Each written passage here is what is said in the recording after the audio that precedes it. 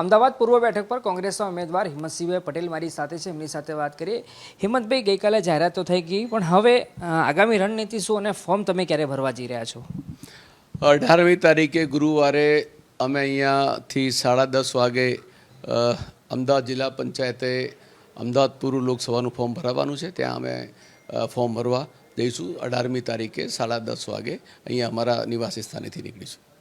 Sir, કેમ કે હવે થોડા દિવસો જ બાકી રહ્યા છે, તો એ દિવસે કોઈ ખાસ સ્પેસિફિક કાર્યક્રમનું આયોજન છે ખરું, શક્તિ પ્રદર્શન પ્રકારનું કંઈ?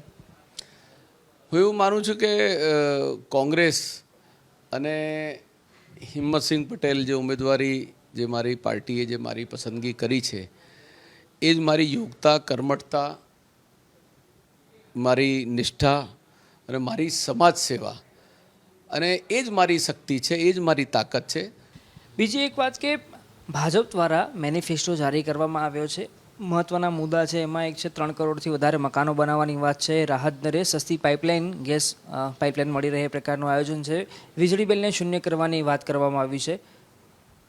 આપ જાણો છો કે ભારતીય જનતા પાર્ટી એ જુમલાબાજ પાર્ટી છે।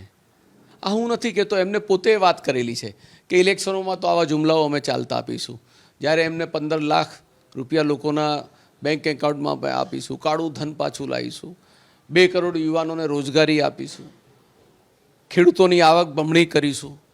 આવા અનેક મુદ્દાઓને લઈને ભારતીય જનતા પાર્ટી 2014માં અને 2019માં પણ લોકોની વચ્ચે આવી હતી। આજે પરિસ્થિતિ શું છે? મોંઘવારી નાબૂદ કરીશું, ભ્રષ્ટાચાર દૂર કરીશું।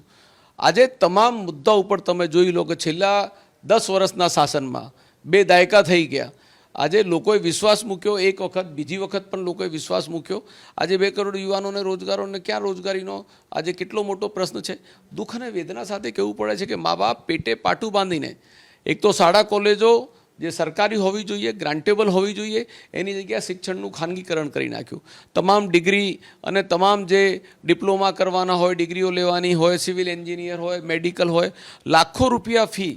આજે સરકારી મેડિકલ કોલેજોની અંદર 15 લાખ રૂપિયા વાર્ષિક બી સામાન્ય ઘરનો મધ્યમ વર્ગનો છોકરો ક્યાંથી ફી ભરી શકે?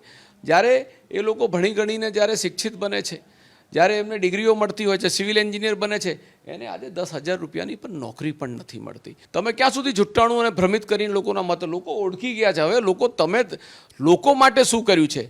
તમારી ગેરંટી ઉપર લોકો વિશ્વાસ કઈ રીતે મૂકી શકે? તમને સત્તા આપી, તમે સત્તાના સુકાનો આપ્યા, રાજ્યમાં તમારી સરકાર છે, કેન્દ્રમાં તમારી સરકાર છે, તમે બધે સરકાર ઉપર બેઠા છો। તમને આ સુખાકારી માટે, લોકોના હક અને અધિકારો માટે શાળા, કોલેજો, હોસ્પિટલો બનાવો, લોકોને રોજગાર આપો, એને રોક્યા કોને છે તમને?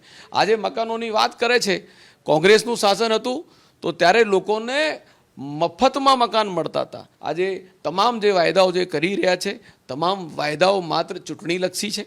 રાજકારણની અંદર કઈ રીતે લોકોને પ્રલોભન આવીને મત લેવા, પણ લોકો જાગૃત બન્યા છે, મતદાતા હવે જાગૃત બન્યા છે।